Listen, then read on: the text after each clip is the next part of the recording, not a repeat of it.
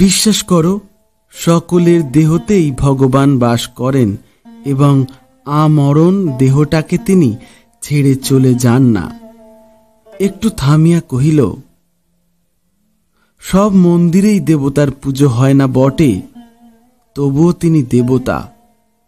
তাকে দেখে মাথা নোয়াতে না পারো, কিন্তু তাকে মারিয়ে যেতেও পারো না। দ্য স্মেল অব বুকসে আজকে যে গল্পের গন্ধটি পাবেন সেটি শরৎচন্দ্র চট্টোপাধ্যায়ের লেখা আঁধারে আলো। গল্পটি শুনে কেমন লাগলো অবশ্যই একটি কমেন্ট করে জানাবেন, আর বন্ধুদের সাথে শেয়ার করতে একদম ভুলবেন না। এবার শুরু করা যাক। সে অনেক দিনের ঘটনা। সত্যেন্দ্র চৌধুরী জমিদারের ছেলে। বিএ পাশ করিয়া বাড়ি গিয়াছিল। তাহার মা বলিলেন, মেয়েটি বড় লক্ষ্মী বাবা, কথা শোন, একবার দেখে আয়। সত্যেন্দ্র মাথা নাড়িয়া বলিল, না মা, এখন আমি কোনো মতেই পারবো না। তাহলে আর পাশ করতে পারবো না। কেন পারবি নে? বৌমা থাকবেন আমার কাছে, তুই লেখাপড়া করবি কলকাতায়, পাশ হতে তোর কি বাধা হবে? আমি তো ভেবে পাইনি সতু। না মা, সে সুবিধে হবে না, এখন আমার সময় নেই, ইত্যাদি বলিতে বলিতে সত্য বাহির হইয়া যাইতেছিল। মা বলিলেন, যাস নে, দাঁড়া, আরো কথা আছে। একটু থামিয়া বলিলেন, আমি কথা দিয়েছি বাবা, আমার মান রাখবি নে? সত্য ফিরিয়া দাঁড়াইয়া অসন্তুষ্ট হইয়া কহিল, না জিজ্ঞাসা করে কথা দিলে কেন? ছেলের কথা শুনিয়া মা অন্তরে ব্যথা পাইলেন। বলিলেন, সে আমার দোষ হয়েছে, কিন্তু তোকে তো মায়ের সম্ভ্রম বজায় রাখতে হবে। তাছাড়া বিধবার মেয়ে, বড় দুঃখী। কথা শোন সত্য, রাজি হ। আচ্ছা, পরে বলবো। এই বলিয়া সত্য বাহির হইয়া গেল। মা অনেকক্ষণ চুপ করিয়া দাঁড়াইয়া রইলেন। ওইটি তাহার একমাত্র সন্তান। 7-8 বৎসর হইল স্বামীর কাল হইয়াছে। তত অবধি বিধবা নিজের নায়েব গোমস্তার সাহায্যে মস্ত জমিদারি শাসন করিয়া আসিতেছেন। ছেলে কলিকাতায় থাকিয়া কলেজে পড়ে। বিষয় আশয়ের কোনো সংবাদই তাকে রাখিতে হয় না। জননী মনে মনে ভাবিয়া রাখিয়াছিলেন, ছেলে ওকালতি পাশ করিলে তাহার বিবাহ দিবেন এবং পুত্রবধূ হাতে জমিদারি এবং সংসারের সমস্ত ভাড়াপণ দিয়া নিশ্চিন্ত হইবেন। ইহার পূর্বে তিনি ছেলেকে সংসারী করিয়া তাহার উচ্চশিক্ষার অন্তরায় হইবেন না। কিন্তু অন্যরূপ ঘটিয়া দাঁড়াইল। স্বামীর মৃত্যুর পর এ বাড়িতে এতদিন পর্যন্ত কোনো কাজকর্ম হয় নাই। সেদিন কি একটা ব্রত উপলক্ষে সমস্ত গ্রাম নিমন্ত্রণ করিয়াছিলেন। মৃত অতুল মুখুজ্জের দরিদ্র বিধবা মেয়ে লইয়া নিমন্ত্রণ খাইতে আসিয়াছিল। এই মেয়েটিকে তাহার বড় মনে ধরিয়াছে। শুধু যে মেয়েটি নিখুঁত সুন্দরী তাহা নয়, ওইটুকু বয়সেই মেয়েটি যে অশেষ গুণবতী তাহাও তিনি 2-4টি কথাবার্তায় বুঝিয়া লইয়াছিলেন। মা মনে মনে বলিলেন, আচ্ছা, আগে তো মেয়ে দেখাই, তারপর কেমন না পছন্দ হয় দেখা যাবে। পরদিন অপরাহ্ন বেলায় সত্য খাবার খাইতে মায়ের ঘরে ঢুকিয়াই স্তব্ধ হইয়া দাঁড়াইল। তাহার খাবারের জায়গায় ঠিক সম্মুখে আসন পাতিয়া বৈকুণ্ঠের লক্ষ্মী ঠাকুরনটিকে হীরা মুক্তায় সাজাইয়া বসাইয়া রাখিয়াছে। মা ঘরে ঢুকিয়া বলিলেন, খেতে বস। সত্যর চমক ভাঙিল। সে থতমত খাইয়া বলিল, এখানে কেন? আর কোথাও আমার খাবার দাও। মা মৃদু হাসিয়া বলিলেন, তুই তো আর সত্যি বিয়ে করতে যাচ্ছিস নে, ওই এক ফোঁটা মেয়ের সামনে তোর লজ্জা কি? আমি কারুকে লজ্জা করি নে, এই বলিয়া সত্য পেঁচার মতো মুখ করিয়া সম্মুখের আসনে বসিয়া পড়িল। মা চলিয়া গেলেন। মিনিট দুইয়ের মধ্যে সে খাবারগুলো কোনো মতে নাকে মুখে গুঁজিয়া উঠিয়া গেল। বাহিরের ঘরে ঢুকিয়া দেখিল ইতিমধ্যে বন্ধুরা জুটিয়াছে এবং পাশার ছক পাতা হইয়াছে। সে প্রথমেই দৃঢ় আপত্তি প্রকাশ করিয়া কহিল, আমি কিছুতেই বসতে পারবো না আজ, আমার ভারী মাথা ধরেছে বলিয়া ঘরের এক কোণে সরিয়া গিয়া তাকিয়া মাথায় দিয়া চোখ বুজিয়া শুইয়া পড়িল। বন্ধুরা মনে মনে কিছু আশ্চর্য হইল এবং লোকাভাবে পাশা তুলিয়া দাবা পাতিয়া বসিল। সন্ধ্যা পর্যন্ত অনেক চেঁচামেচি ঘটিল, কিন্তু সত্য একবার উঠিল না, একবার জিজ্ঞাসা করিল না কে হারিল কে জিতিল। আজ এসব তাহার ভালোই লাগিল না। বন্ধুরা চলিয়া গেলে সে বাড়ির ভিতরে ঢুকিয়া সোজা নিজের ঘরে যাইতেছিল। ভাড়ারের বারান্দা হইতে মা জিজ্ঞাসা করিলেন, এর মধ্যে শুতে যাচ্ছিস যে রে? শুতে নয়, পড়তে যাচ্ছি। এ মেয়ের পড়া সোজা নয়, অত সময় নষ্ট করলে চলবে কেন? এই বলিয়া সে গুঁড়ো ইঙ্গিত করিয়া দুমদুম শব্দ করিয়া উপরে উঠিয়া গেল। আধা ঘন্টা কাটিয়াছে, সে একটি ছত্রও পড়ে নাই। টেবিলের ওপর বই খোলা, চেয়ারে হেলান দিয়া উপরের দিকে মুখ করিয়া কড়িকাঠ ধ্যান করিতেছিল। হঠাৎ ধ্যান ভাঙিয়া গেল। সে কান খাড়া করিয়া শুনিল ঝুমঝুম,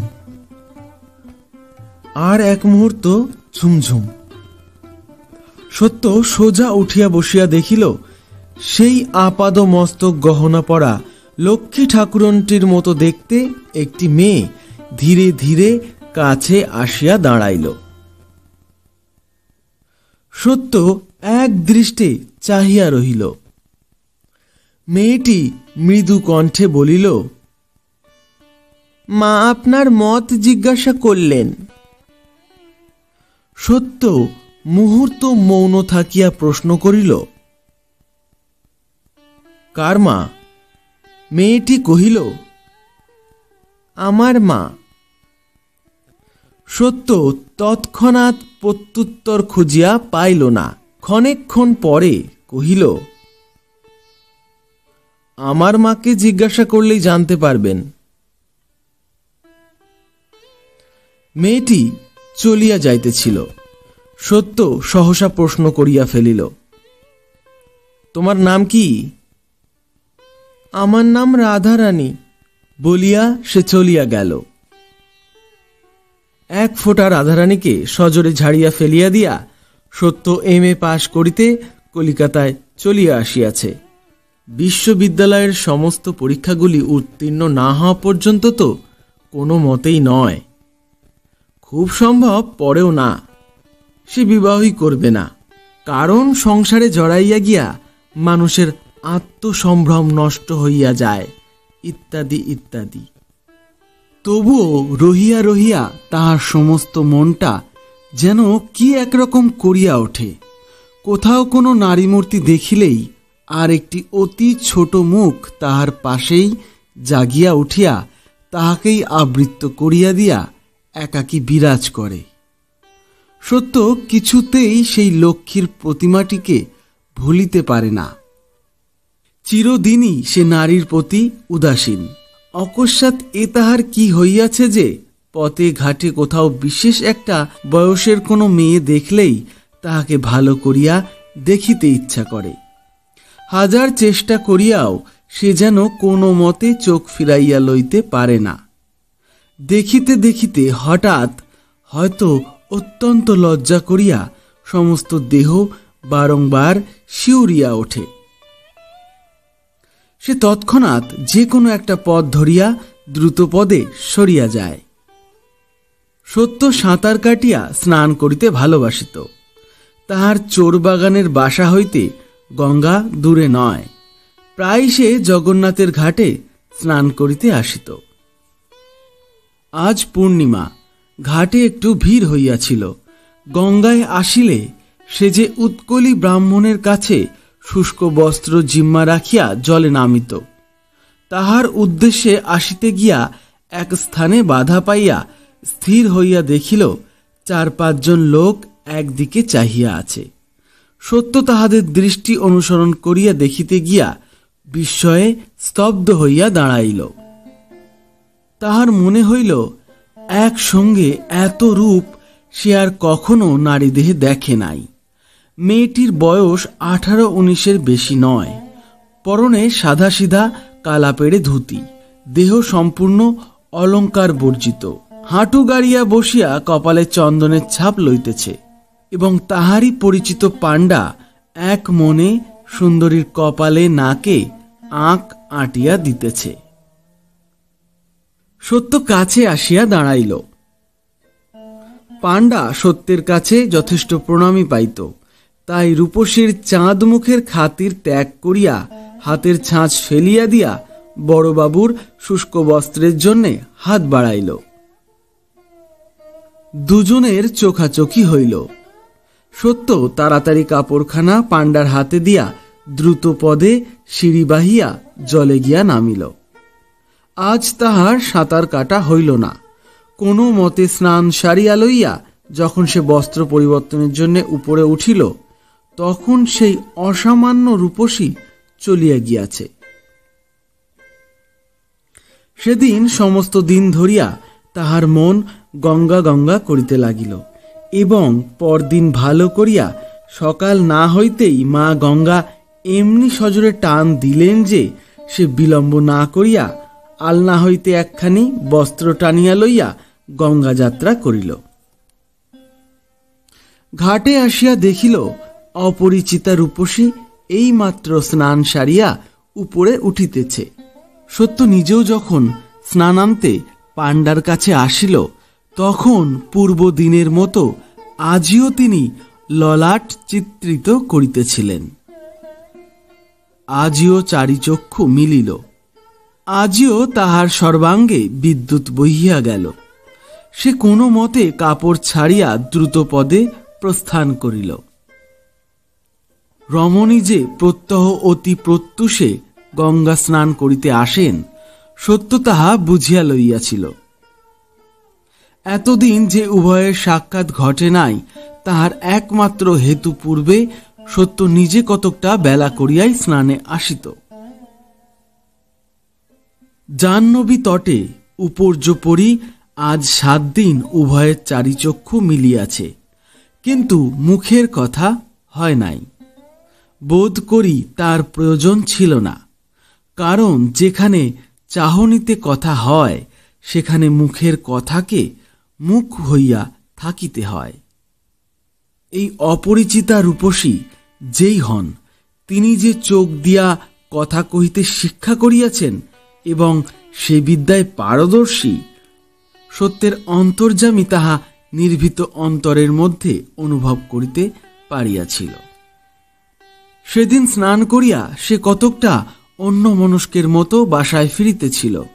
হঠাৎ তাহার কানে গেল, একবার শুনুন। মুখ তুলিয়া দেখিল রেলওয়ে লাইনের ওপারে সেই রমণী দাঁড়াইয়া আছেন। তাহার বাম কক্ষে জলপূর্ণ ক্ষুদ্র পিতলের কলস, দক্ষিণ হস্তে সিক্ত বস্ত্র। মাথা নাড়িয়া ইঙ্গিতে আহান করিলেন। সত্য এদিক ওদিক চাহিয়া কাছে গিয়া দাঁড়াইল। তিনি উৎসুক চক্ষে চাহিয়া মৃদু কণ্ঠে বলিলেন, আমার ঝি আজকে আসেনি, দয়া করে একটু যদি এগিয়ে দেন তো বড় ভালো হয়। অন্যদিন তিনি দাসী সঙ্গে করিয়া আসেন, আজ একা। সত্যের মনের মধ্যে দ্বিধা জাগিল। কাজটা ভালো নয় বলিয়া একবার মনেও হইল না, কিন্তু সে না বলিতে পারিল না। রমণী তাহার মনের ভাব অনুমান করিয়া একটু হাসিলেন। এ হাসি যাহারা হাসতে জানে, সংসারে তাহাদের অপ্রাপ্য কিছুই নাই। সত্য তৎক্ষণাৎ চলুন বলিয়া উহার অনুসরণ করিলেন।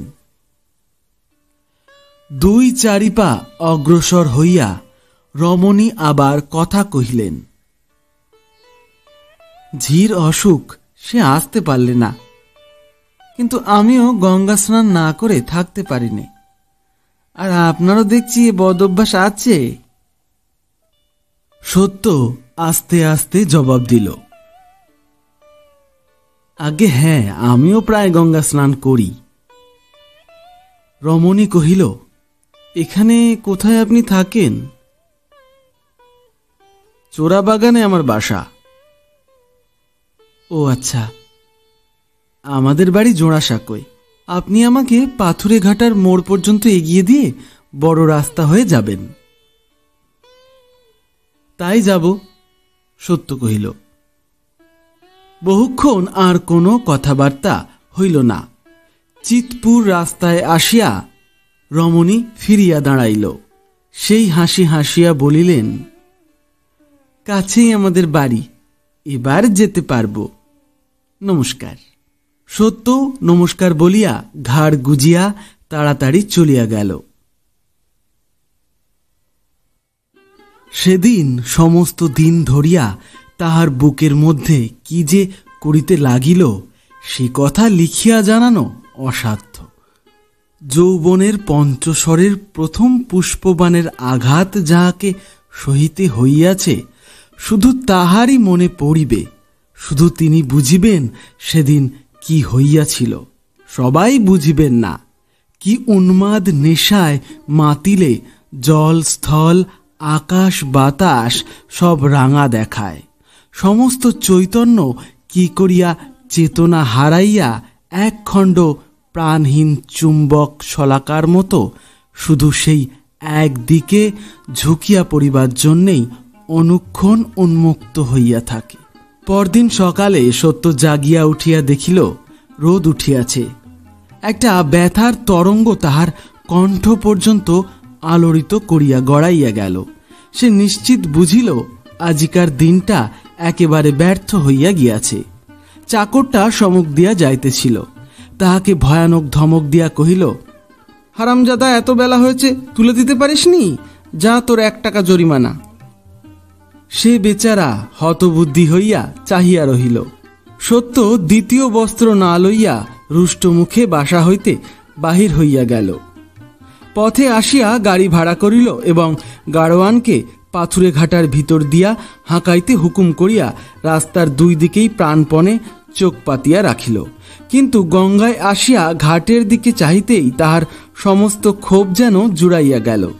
বরঞ্চ মনে হইল যেন অকস্মাৎ পথের উপরে নিক্ষিপ্ত একটা অমূল্য রত্ন কুড়াইয়া পাইল। গাড়ি হইতে নামিতেই তিনি মৃদু হাসিয়া নিতান্ত পরিচিতের মতো বলিলেন, এত দেরি যে? আমি আধা ঘন্টা দাঁড়িয়ে আছি, শীঘ্রই নিয়ে নিন, আজও আমার ঝি আসেনি। 1 মিনিট সবুর করুন বলিয়া সত্য দ্রুত পদে জলে গিয়া নামিল। সাঁতার কাটা তার কোথায় গেল? সে কোনো মতে গোটা 2-3 ডুব দিয়া ফিরিয়া আসিয়া কহিল, আমার গাড়ি গেল কোথায়? রমণী কহিলেন, তাকে আমি ভাড়া দিয়ে বিদেয় করেছি। আপনি ভাড়া দিলেন? দিলামই বা, চলুন।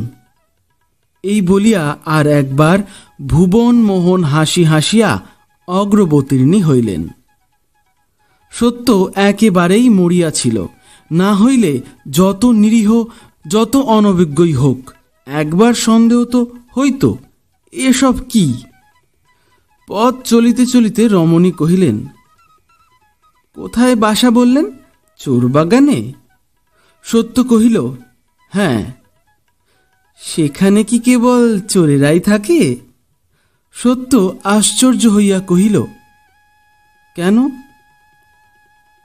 আপনি তো চোরের রাজা বলিয়া রমণী ঈষৎ ঘাড় বাঁকাইয়া কটাক্ষে হাসি হাসিয়া আবার নির্বাক মোরাল গমনে চলিতে লাগিল। আজ কক্ষের ঘট অপেক্ষাকৃত বৃহৎ ছিল। ভিতরে গঙ্গাজল ছলাৎ ছলাৎ ছলছল ছলাৎ ছলাৎ শব্দে, অর্থাৎ ওরে মুগ্ধ, ওরে অন্ধ যুবক, সাবধান, এসব ছলনা, এসব ফাঁকি বলিয়া উছলিয়া উছলিয়া একবার ব্যঙ্গ একবার তিরস্কার করিতে লাগিল। মোড়ের কাছাকাছি আসিয়া সত্য সসংকোচে কহিল, গাড়ি ভাড়াটা?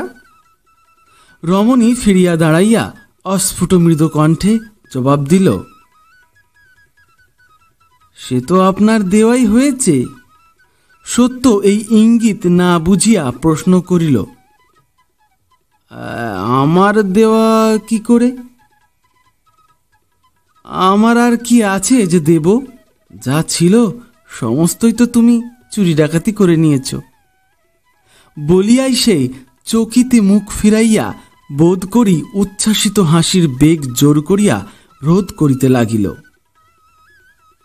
এ অভিনয় সত্য দেখিতে পায় নাই, তাই এই চুরির প্রচ্ছন্ন ইঙ্গিত তীব্র তড়িৎরেখার মতো তাহার সংশয়ের জাল অপ্রান্ত বিদীর্ণ করিয়া বুকের অন্তঃস্থল পর্যন্ত উদ্ভাসিত করিয়া ফেলিল।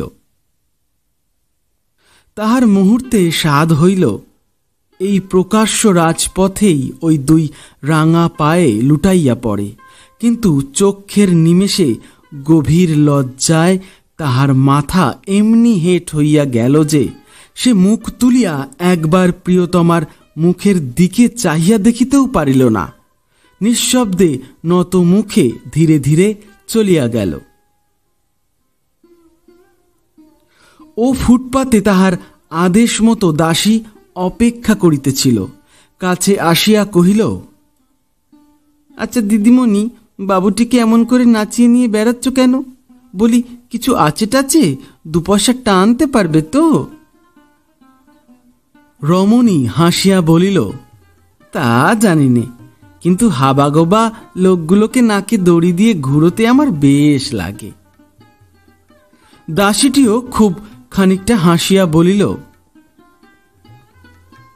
এত পারো তুমি, কিন্তু যাই বলো দিদিমণি, দেখতে যেন রাজপুত্তুর, যেমন চোখ মুখ তেমনি রং, তোমাদের দুটিকে দিব্যি মানায়।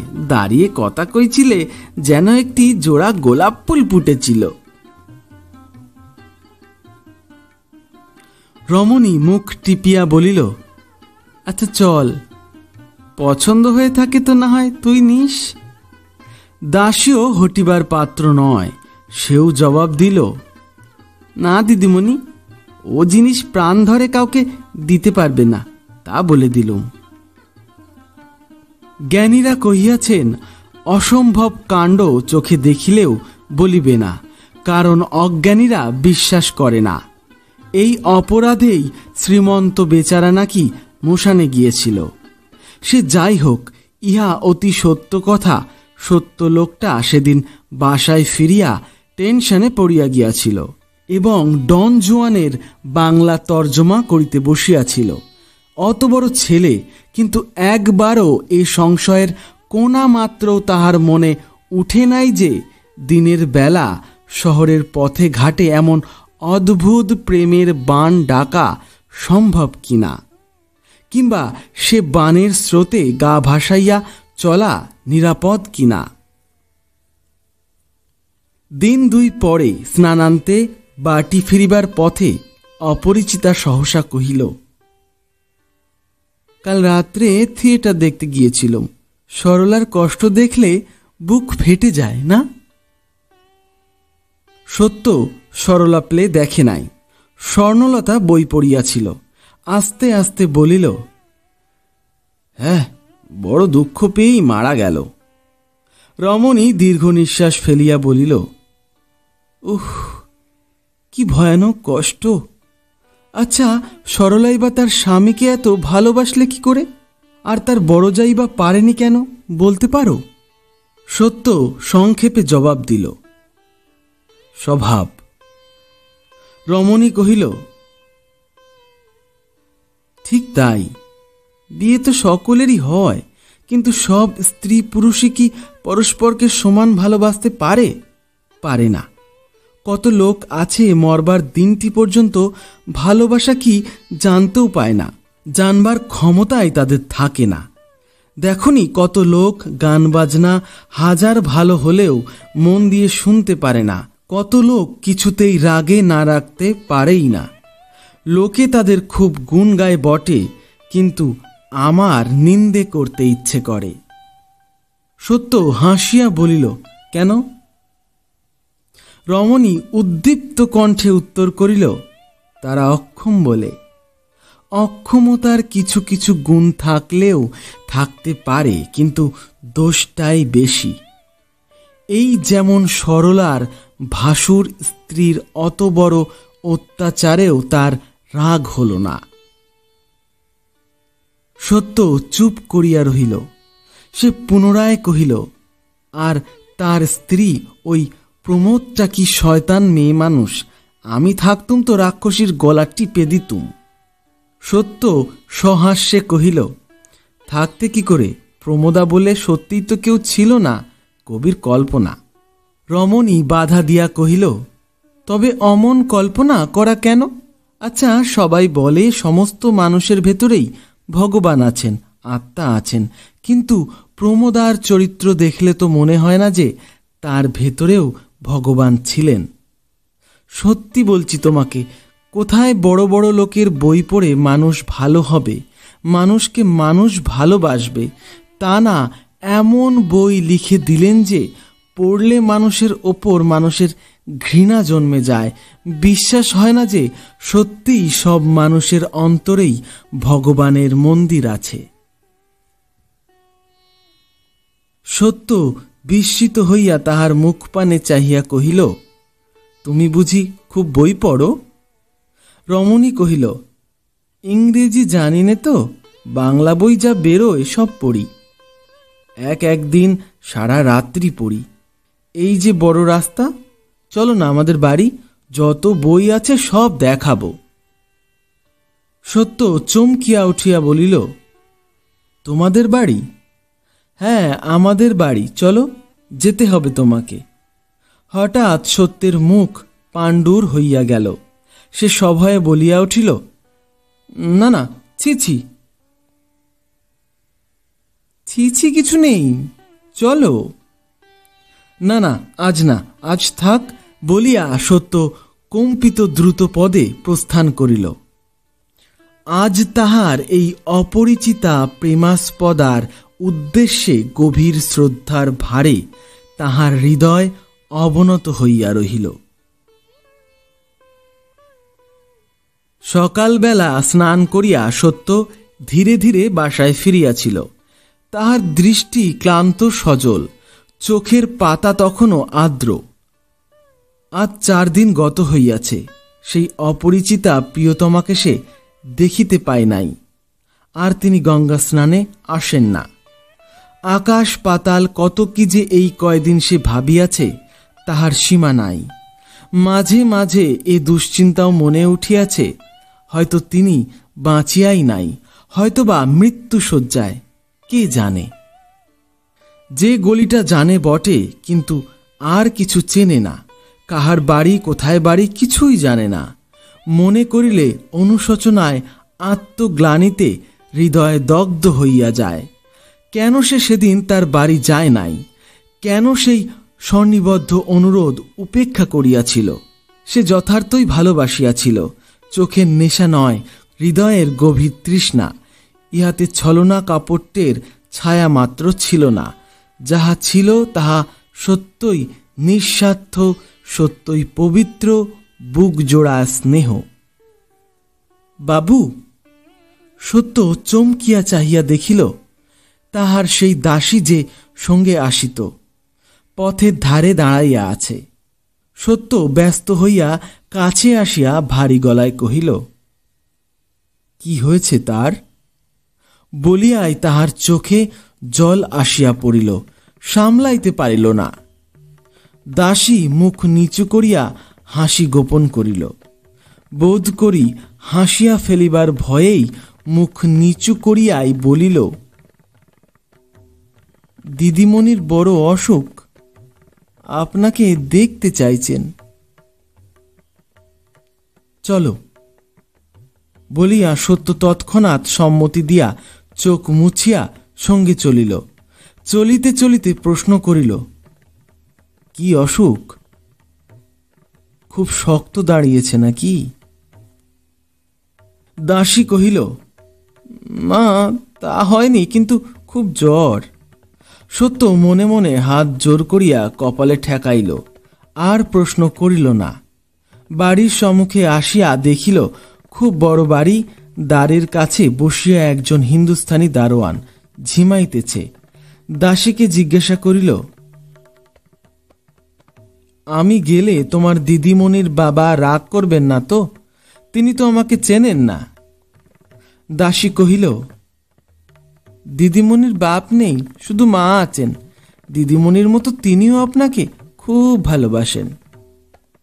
সত্য আর কিছু না বলিয়া ভিতরে প্রবেশ করিল। সিঁড়ি বাহিয়া তেতলার বারান্দায় আসিয়া দেখিল পাশাপাশি তিনটি ঘর। বাহিরে হইতে যতটুকু দেখা যায় মনে হইল সেগুলি চমৎকার সাজানো। কোণের ঘর হইতে উচ্চ হাসির সঙ্গে তবলা ও ঘুঙুরের শব্দ আসিতেছিল। দাসী হাত দিয়া দেখাইয়া বলিল, ওই ঘরে চলুন। দ্বারের সম্মুখে আসিয়া সে হাত দিয়া পর্দা সরাইয়া দিয়া সুউচ্চ কণ্ঠে বলিল, দিদিমণি, এই নাও তোমার নাগর। তীব্র হাসি ও কোলাহল উঠিল। ভিতরে যাহা দেখিল তাহাতে সত্যের সমস্ত মস্তিষ্ক ওলট পালট হইয়া গেল। তাহার মনে হইল হঠাৎ সে মূর্ছিত হইয়া পড়িতেছে। কোনো মতে দৌড় ধরিয়া আসে সেইখানেই চোখ বুজিয়া চৌকাঠের উপর বসিয়া পড়িল। ঘরের ভিতরে মেঝে মোটা গদি পাতা, বিছানার উপর ২-৩ জন ভদ্রবেশী পুরুষ। একজন হারমোনিয়াম, একজন বায়া তবলা লইয়া বসিয়া আছে, আর একজন এক মনে মদ খাইতেছে। আর তিনি বোধ করি এইমাত্র নৃত্য করিতেছিলেন, ২ পায়ে এক রাশ ঘুঙুর বাঁধা, নানা অলঙ্কারে সর্বাঙ্গ ভূষিত, সুরারঞ্জিত চোখ দুটি ঢুলুঢুলু করিতেছিল। তড়িৎ পদে কাছে সরিয়া আসিয়া সত্যের একটা হাত ধরিয়া খিলখিল করিয়া হাসিয়া বলিল, বন্ধুর মির্গি ব্যামো আছে নাকি? নে ভাই, আর কি করিস নে, ওঠ। ওসবে আমার ভারী ভয় করে। প্রবল তড়িৎ স্পর্শে হতচেতন মানুষ যেমন করিয়া কাঁপিয়া নড়িয়া ওঠে, ইহার করস্পর্শে সত্যের আপাদমস্তক তেমনি করিয়া কাঁপিয়া নড়িয়া উঠিল। রমণী কহিল, আমার নাম শ্রীমতী বিজলি। তোমার নামটা কি ভাই? হাবু না গাবু? সমস্ত লোকগুলো হো হো শব্দে অট্টহাসি জুড়িয়া দিল। দিদিমণির দাসীটি হাসির চোটে একেবারে মেঝের উপর গড়াইয়া শুইয়া পড়িল। কি রঙ্গই জানো দিদিমণি? বিজলি কৃত্রিম রোষের স্বরে তাহাকে একটা ধমক দিয়া বলিল, থাম, বাড়াবাড়ি করিস নে। আসুন, উঠে আসুন বলিয়া জোর করিয়া সত্যকে টানিয়া আনিয়া একটা চৌকির উপর বসাইয়া দিয়া পায়ের কাছে হাঁটু গাড়িয়া বসিয়া হাত জোর করিয়া শুরু করিয়া দিল। যে লোকটা মদ খাইতেছিল উঠিয়া আসিয়া পায়ের কাছে গড় হইয়া প্রণাম করিল। তাহার নেশা হইয়াছিল, কাঁদিয়া ফেলিয়া বলিল, ঠাকুর মশাই, বড় পাতকি আমি, একটু পদরেণু। অদৃষ্টের বিড়ম্বনায় আজ সত্য স্নান করিয়া একখানা গরদের কাপড় পরিয়াছিল। যে লোকটা হারমোনিয়াম বাজাইতেছিল তাহার কতকটা কাণ্ডজ্ঞান ছিল। সে সহানুভূতির স্বরে কহিল, কেন বেচারাকে মিছিমিছি সং সাজাচ্ছ? বিজলি হাসিতে হাসিতে বলিল, বাহ, মিছিমিছি কিসে?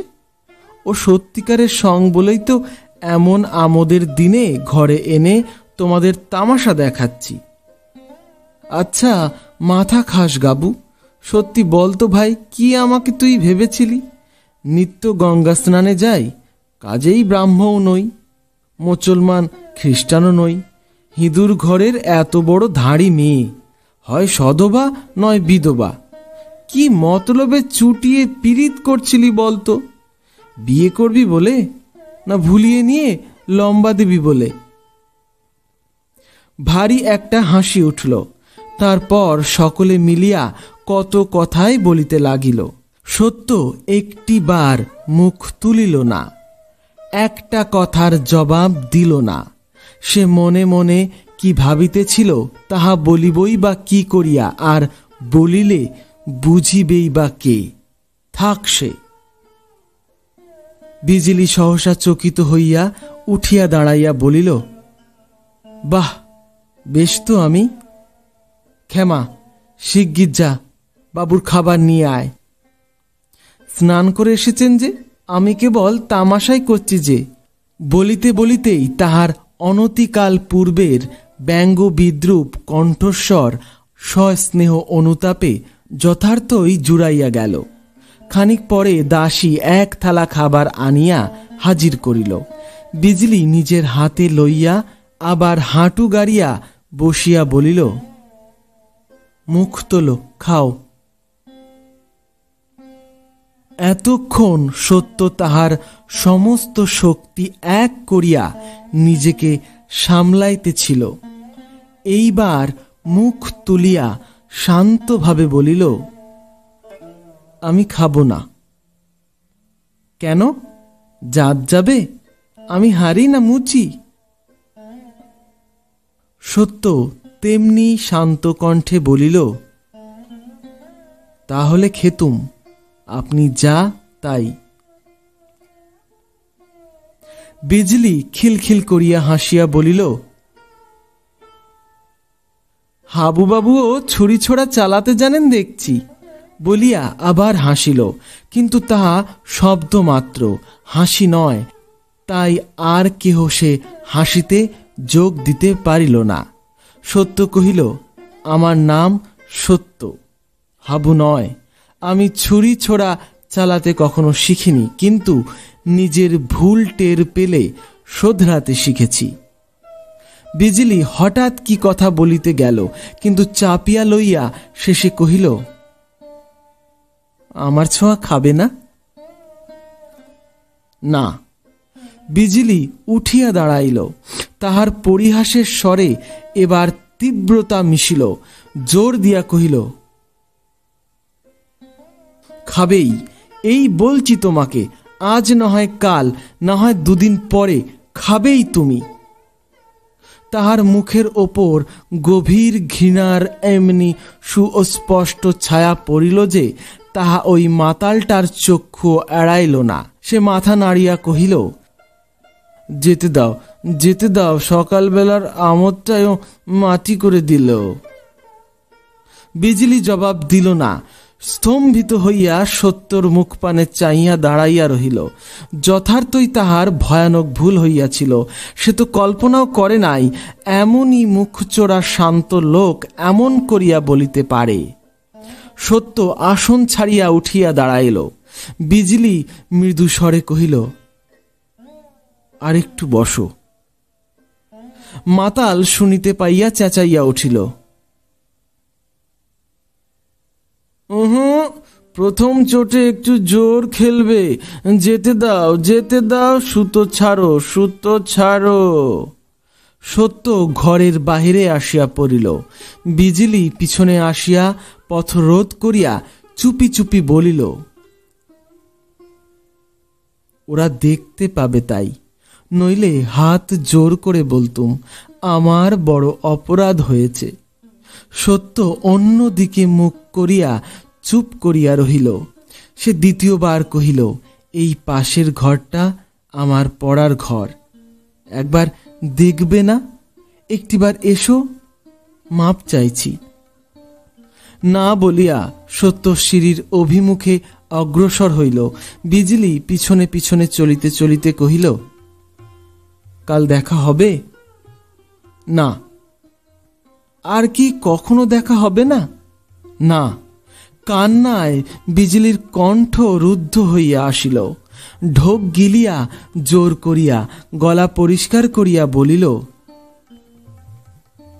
আমার বিশ্বাস হয় না আর দেখা হবে না, কিন্তু তাও যদি না হয় বলো, এই কথাটা আমার বিশ্বাস করবে? ভগ্ন স্বর শুনিয়া সত্য বিস্মিত হইল, কিন্তু এই 15-16 দিন ধরিয়া যে অভিনয় সে দেখিয়াছিল তাহার কাছে তো এ কিছু নয়। তথাপি সে মুখ ফিরাইয়া দাঁড়াইল। সে মুখের রেখায় রেখায় সুদৃঢ় অপ্রত্যয় পাঠ করিয়া বিজলির বুক ভাঙিয়া গেল। কিন্তু সে করিবে কি? হায় হায়, প্রত্যয় করাইবার সমস্ত উপায় সে যে আবর্জনার মতো স্বহস্তে ঝাঁট দিয়া ফেলিয়া দিয়াছে। সত্য প্রশ্ন করিল, কি বিশ্বাস করব? বিজলির ওষ্ঠাধর কাঁপিয়া উঠিল, কিন্তু স্বর ফুটিল না। অশ্রু ভারাক্রান্ত দুই চোখ মুহূর্তের জন্য তুলিয়ায় অবনত করিল। সত্য তাহাও দেখিল, কিন্তু অশ্রুর কি নকল নাই? বিজলি মুখ না তুলিয়াই বুঝিল সত্য অপেক্ষা করিয়া আছে, কিন্তু সেই কথাটা যে মুখ দিয়া সে কিছুতেই বাহির করিতে পারিতেছে না, যাহা বাহিরে আসিবার জন্যে তাহার বুকের পাঁজরগুলো ভাঙিয়া গুড়াইয়া দিতেছে। সে ভালোবাসিয়াছে, সে ভালোবাসার একটা কণা সার্থক করিবার লোভে সে এই রূপের ভাণ্ডার দেহটাও হয়তো এক খণ্ড গলিত বস্ত্রের মতোই ত্যাগ করিতে পারে। কিন্তু কে তাহা বিশ্বাস করিবে? সে যে দাগী আসামি, অপরাধের শতকোটি চিহ্ন সর্বাঙ্গে মাখিয়া বিচারের সম্মুখে দাঁড়াইয়া আজ কি করিয়া সে মুখে আনিবে? অপরাধ করাই তার পেশা বটে, কিন্তু এবার সে নির্দোষ। যতই বিলম্ব হইতে লাগিল ততই সে বুঝিতে লাগিল বিচারক তাহার ফাঁসির হুকুম দিতে বসিয়াছে, কিন্তু কি করিয়া সে রোধ করিবে? সত্য অধীর হইয়া উঠিয়াছিল। সে বলিল, চললুম। বিজলি তবুও মুখ তুলিতে পারিল না, কিন্তু এবার কথা কহিল, বলিল, যাও, কিন্তু যে কথা অপরাধে মগ্ন থেকেও আমি বিশ্বাস করি, সে কথা অবিশ্বাস করে যেন তুমি অপরাধী হও না। বিশ্বাস করো, সকলের দেহতেই ভগবান বাস করেন এবং আমরণ দেহটাকে তিনি ছেড়ে চলে যান না। একটু থামিয়া কহিল, সব মন্দিরেই দেবতার পুজো হয় না বটে, তবুও তিনি দেবতা। তাকে দেখে মাথা নোয়াতে না পারো, কিন্তু তাকে মারিয়ে যেতেও পারো না। বলিয়াই পদশব্দে মুখ তুলিয়া দেখিল সত্য ধীরে ধীরে নিঃশব্দে চলিয়া যাইতেছে। স্বভাবের বিরুদ্ধে বিদ্রোহ করা যাইতে পারে, কিন্তু তাহাকে তো উড়াইয়া দেওয়া যায় না। নারী দেহের উপর শত অত্যাচার চলিতে পারে, কিন্তু নারীত্বকে তো অস্বীকার করা চলে না। বিজলি নর্তকী, তথাপি সে যে নারী, আজীবন সহস্র অপরাধে অপরাধী, তবুও যে এটা তাহার নারী দেহ। ঘণ্টাখানেক পরে যখন সে এ ঘরে ফিরিয়া আসিল, তখন তাহার লাঞ্ছিত অর্ধমৃত নারী প্রকৃতি অমৃত স্পর্শে জাগিয়া বসিয়াছে। এই অত্যল্প সময়টুকুর মধ্যে তাহার সমস্ত দেহে যে কি অদ্ভুত পরিবর্তন ঘটিয়াছে তাহা ওই মাতালটা পর্যন্ত টের পাইল। সেই মুখ ফুটিয়া বলিয়া ফেলিল, কি বাইজি, চোখের পাতা ভিজে যে, মায়েরি ছোড়াটা কি এক গুয়ে, অমন জিনিসগুলো মুখে দিলে না। দাও দাও, থালাটা এদিকে দাও তো। হ্যাঁ, বলিয়া নিজেই টানিয়া গিলিতে লাগিল। তাহার একটিও কথা বিজলির কানে গেল না। হঠাৎ তাহার নিজের পায়ে নজর পড়ায় পায়ে বাঁধা ঘুঙরুর তোড়া যেন বিছার মতো তাহার দুপা বেড়িয়া দাঁত ফুটাইয়া দিল। সে তাড়াতাড়ি সেগুলি খুলিয়া ছুঁড়িয়া ফেলিয়া দিল। একজন জিজ্ঞাসা করিল, খুললে যে? বিজলি মুখ তুলিয়া একটুখানি হাসিয়া বলিল, আর পড়ব না বলে। অর্থাৎ? অর্থাৎ আর না, বাইজি মরেছে, মাতাল সন্দেশ চিবইতেছে। সে কহিল, কি রোগে বাইজি? বাইজি আবার হাসিল।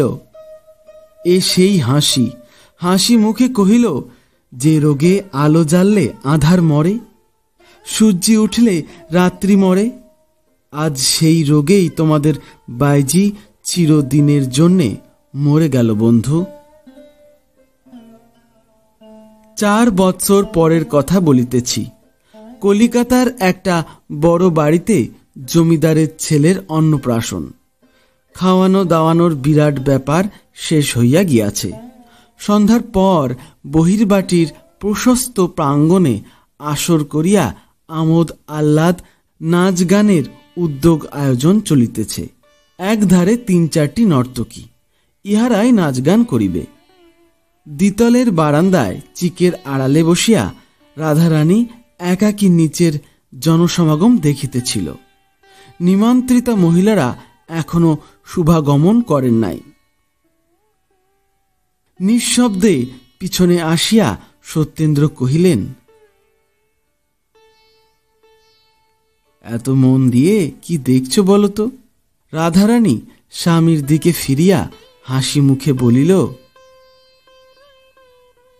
যা সবাই দেখতে এসেছে, বাইজিদের সাজসজ্জা।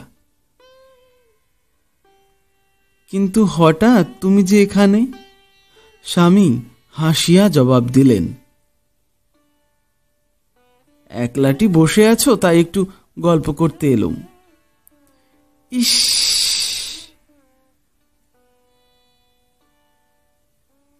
আচ্ছা দেখছো তো, বলো দেখি ওদের মধ্যে সবচেয়ে কোনটিকে তোমার পছন্দ হয়? ওইটিকে বলিয়া রাধারানী আঙুল তুলিয়া যে স্ত্রী লোকটি সকলের পিছনে নিতান্ত সাদাসিধা পোশাকে বসিয়াছিলেন তাহাকেই দেখাইয়া দিলেন। স্বামী বলিলেন, ও যে নেহাত রোগা। তা হোক, ওই সবচেয়ে সুন্দরী। কিন্তু বেচারি গরিব, গায়ে গয়না টয়না এদের মতো নেই।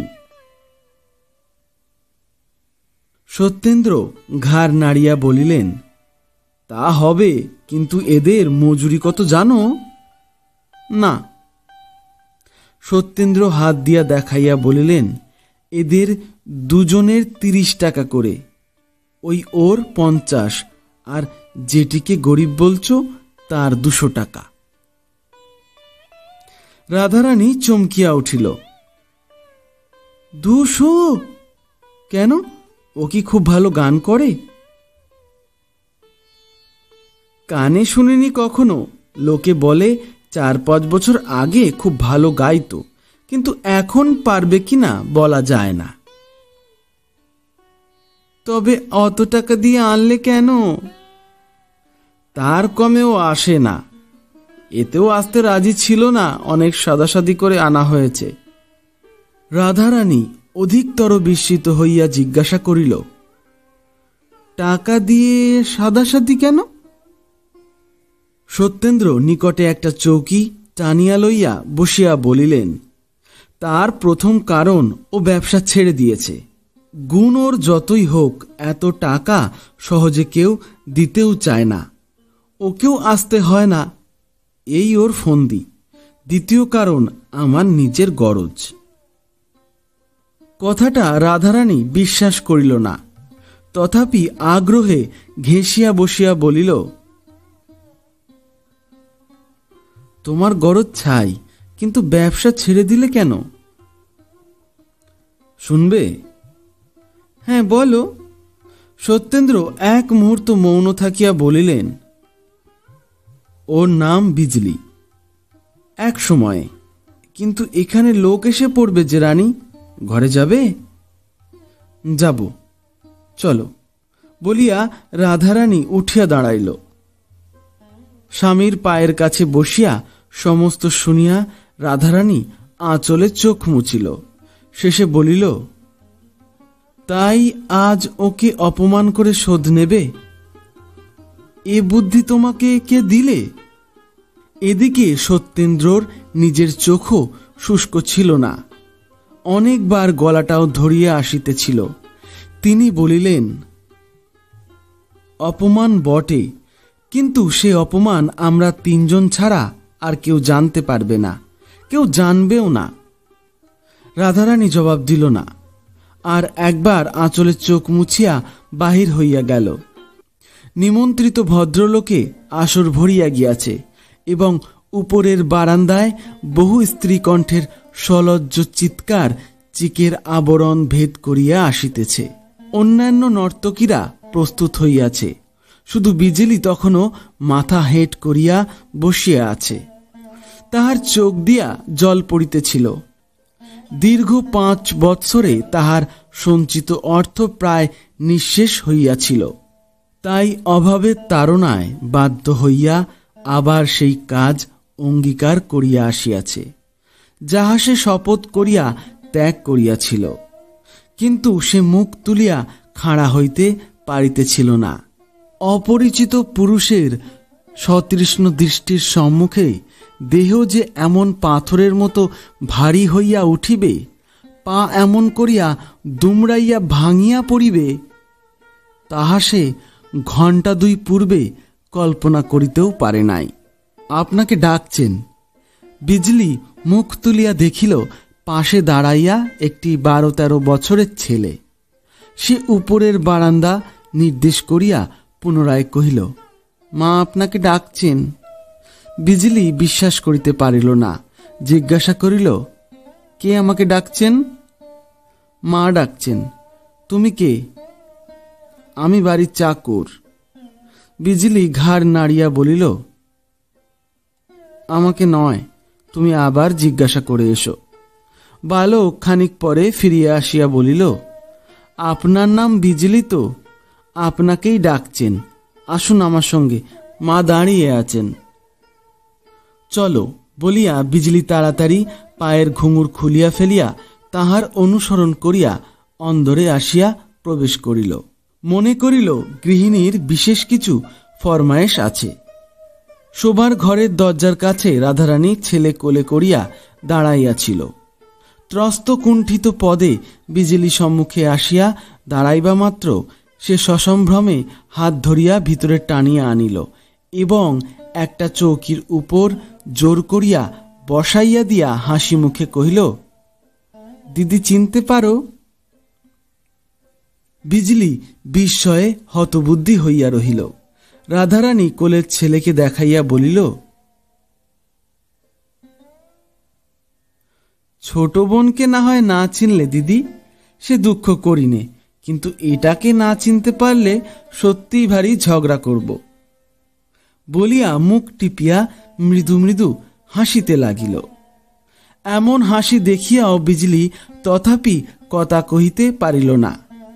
কিন্তু তাহার আধার আকাশ ধীরে ধীরে স্বচ্ছ হইয়া আসিতে লাগিল।